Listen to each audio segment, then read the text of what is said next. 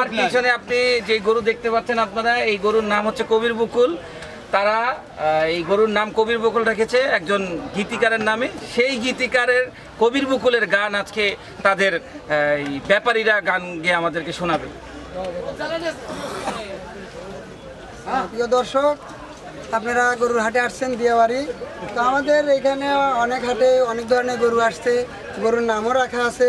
তো দর্শকদেরকে আনন্দ দেওয়ার জন্য বিভিন্ন ধরনের নাম রাখছে বা ভালোবাসাও নাম রাখছে।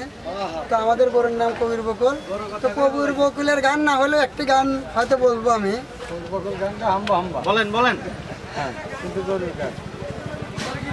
ভুল বুঝে চলে যাও, খুশি ব্যথা দাও, সব ব্যথা নীরবে সইব বন্ধু গো।